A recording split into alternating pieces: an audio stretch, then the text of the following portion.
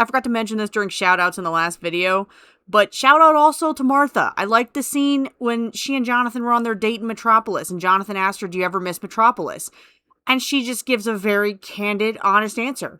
She just basically says if she doesn't tone it down, she doesn't pretend like, no, of course not, what are you talking about? She's just very honest. She tells him, yes, sometimes I do, but I love you and I don't regret marrying you. And I think that was an excellent answer. That's exactly the kind of honesty you want in a marriage. So, respect to Martha. She made me respect her a little bit more. So, once again, I want to compare the narrative surrounding Lionel in this episode with the facts and provide you with my conclusion, which I think is a better conclusion given the facts. This past Sunday at Mass, the priest who said Mass for us and did the homily said, if you want to see what someone believes, don't ask them, watch them. Just so true. So true. And this, by the way, you can apply this to other people. You can apply it to yourself. If you want to know what you believe, watch yourself. Don't ask yourself, what do I believe? Watch how you live your life and see what you believe. Applying it to this fictional universe, if you want to know the kind of person that Lionel is, watch him. Watch his behavior. I think Lionel is low-key going through it in this episode. He's only in part of the episode and he doesn't have all that many lines, but I think there's some significant things happening for him if you're paying attention, if you're watching him.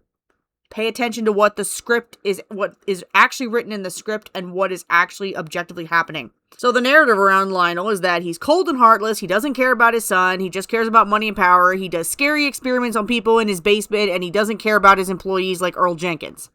So first, I want to talk about the employer-employee relations here.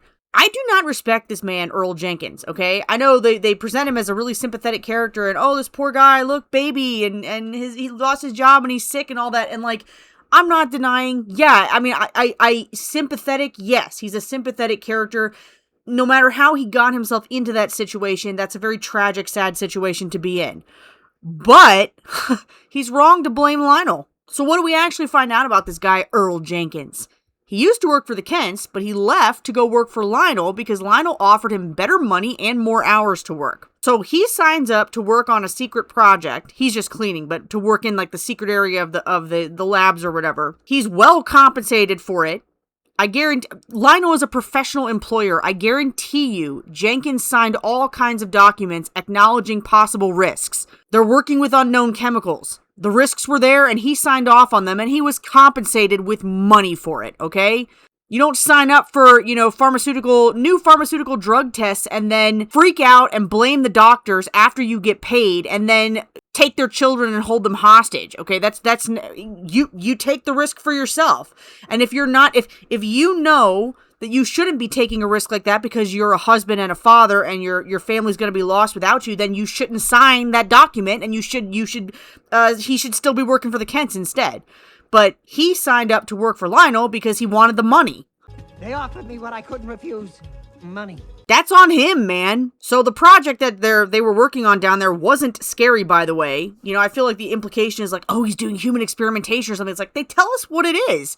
He was doing some kind of experiment with the fertilizer to try and see if he could get the crops to grow faster. Just like, what's-her-face, the fat-sucking vampire. Her father and her had, like, the meteor rocks in their greenhouse with the crops. Lionel's got his nose to the ground. He's paying attention to stuff that goes on in Smallville as well.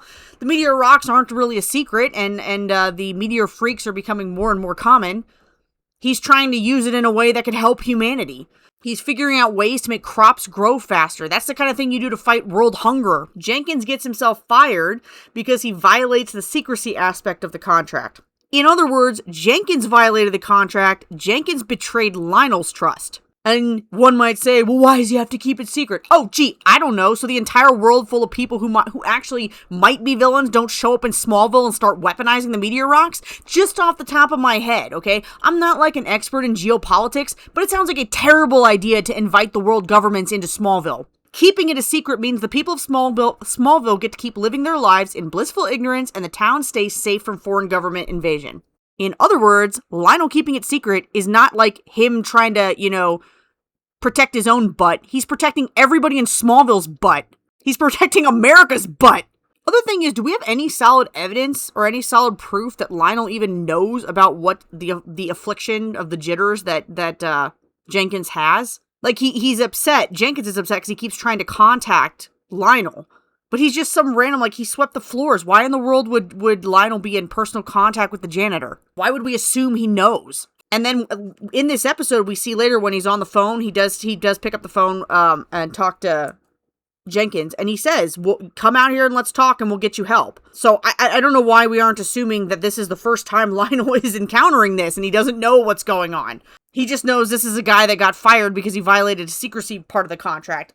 Lionel's probably had no contact with him at all. This was all stuff he got from other employees, middle management and stuff. So yeah, Earl Jenkins reads his contract, signs on the dotted line because he wants a pile of money. He goes to work freely to work for Lionel Luthor, violates his contract, accidentally kills another employee and then hides, then holds up a whole class of children, putting them all at risk.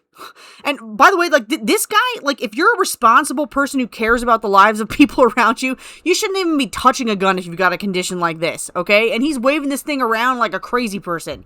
So he almost kills a whole classroom full of kids, blames Lionel for it the whole time, and he blames whoever's nearby. He turns on Clark really fast. You know, Clark comes and says, hey, I found blueprints. There's no level 3. And he's like, you're just like the rest of them. Lex comes in there, sacrifices himself to save the high schoolers. And then literally right after he makes that sacrifice, and he tells him, dude, there's no level 3. He turns on Lex and is like, you Luthors are all the same. Clearly they're not, but whatever. Also, just a side note, but Jenkins is all confused and he wants to know what chemical they were using that he was working around. Don't all of the Kents know that it's the meteor rocks? And that's basically his demand. Jenkins is demanding that Lionel, this company CEO, reveal all of the secrets of whatever chemicals that they were being exposed to publicly. And again, like I said, I'm not an expert in geopolitics, but that sounds like a terrible idea that Lionel could not in good conscience agree to. So my conclusion, Jenkins isn't a good guy and he's clearly unstable. I don't think Lionel mistreated him. Okay, so now for accusations that he doesn't love his son, even more stupid, or was somehow cruel to Lex. Remember, watch him. He jumped in his helicopter and came in right away when he heard what his son was dealing with over here. If he didn't care about Lex, he could have just let him take the fall for all of this. Very unlikely that any of them find level 3. He could have just left Lex in his ignorance to deal with this whole problem by himself. Take the fall for it. Hey, he's in charge. You make the calls, kid, you know? You want to be the boss, you're the boss, you make whatever decisions you want. But that's not what he does, because he does care about his son. He comes right away to help him out. So yeah, maybe he talks rough to Lex, but it is a stressful situation. But like, if you watch what he's doing, he shows up for Lex right away. He tries to stop him from risking his life. And then he also respects him enough to let him go when he insists. So watch Lionel, guys. Of course he cares about his son. Out of everybody there, Lionel's the one that's got to have the most experience dealing with dangerous situations like this, and people like this. But even he doesn't know exactly what to do. His first move is he's saying, no contact with the terrorists, we're going to let SWAT do their job, which honestly, that may have been the best move after all. But then he talks to the Kens, and Martha's pleading, and, you know, no, let's try and talk to him and everything, and he agrees. He gets on the phone. So he's not, like, dangerously stubborn or anything. He gets on the phone to try and talk to Earl. And Lionel's right, by the way. Jenkins isn't in his right mind. He's definitely dangerous. And yeah, holding a bunch of kids hostage, I'd say you're flirting with the line when it comes to terrorism. Negotiating with terrorists, not a good idea. I also think Lionel's probably calculating things like, okay, the Kents say they know this guy. He worked for them first.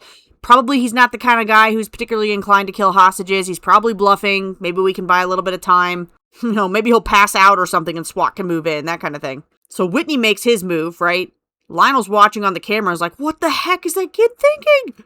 And then a second later, Lex, I don't know if that's inspired by Whitney or if he's doing it in response to Jonathan. Jonathan, who's being a butt, acting like, nobody's doing anything out here, someone's got to do something. Of course the poor kid tried to do something desperate. Then Lex says he's going to do something desperate. He's going to run in there and try and talk to Earl. And Lionel's like, whoa, whoa, whoa, whoa, whoa. No. You are not stupid like that kid, Whitney, Lex. You're my son. You're not going to act like a stupid teenager. You're not going to let Jonathan Kent emotionally manipulate you into doing something stupid. And then this scene happens that I personally think I would have directed it a little bit different. I said this in the last video. I think there should have been more stress, more desperation from everybody. So Lionel is getting really stressed out at this point, and he gets a little desperate. He's telling Lex, don't go in there. No, this is dumb. He just watched. He's like, what Whitney did was stupid. You're not going to do that. Don't do something stupid. Don't go in there and risk yourself. Lex is going to go anyways, and Lionel gets desperate enough that he physically tries to stop him. What I would have told him to do, if I was the director, I would have had Lionel, like, I would have had this all happen really fast, okay? And I would have had Lionel grab him more harshly, and I would have had Lex twist out of his grip violently, or even knock him down, and then leave him to let it sink in. Like, I feel like this is this is the conflict between them, the father-son conflict that I've been talking about throughout this season. Builds to a climax at the end of the season. Lionel has another moment of like, oh, like, my son's not a kid. If he wants to make a decision to do something that I think is stupid and dangerous, if he wants to risk his life or even die, he can do that, and I can't stop him. I can't stop him, which is what I think this is what's written in the script, and this is kind of what you see from John Glover right after this scene. I just would have had it be a little more stressful and more violent in that moment. And more of that, just that, like, if Lex is physically twisting out of his grip or even knocks him down, that, like, what do you think? This is your, 14-year-old teenage son that you can just grab and, like, sit him down in a chair or something like that and strap him into the car and make him go home? Like, you can't do that with him anymore. He's an adult. If he wants to do this, he can do it. You can only watch. You can't stop him. And I think you see that this is an emotional episode for Lionel there, because then, okay, like, Lex is going in there, and he may not come back out. This is after the methane leak. We know the guy in there is unstable. We know he hates the Luthers. He's waving a gun around. Very good chance Lex doesn't come back out again. So Lionel's out there, sitting there, thinking about that he may never talk to his son again. And then the guard comes up and is like, we have to seal it up. We got to shut the doors because of the gas leak. And Lionel has to make that call that, like, okay, do it, These are the consequences. If he wants to make that decision, if Lex wants to make that choice, he can. I can't stop him. I have to keep doing what I believe is the right choice and accept the choices that my son is making freely as well. I actually think it shows strength of character there. So you can't look and say, oh, he's cold and heartless and doesn't care about his son. It's like, no. Being able to make the tough decisions in really stressful situations like that, or in situations where your personal feelings would get in the way, is exactly the kind of quality you want in a leader.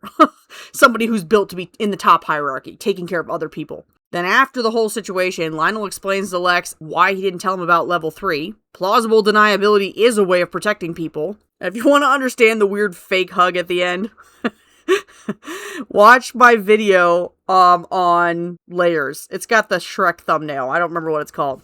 It explains everything.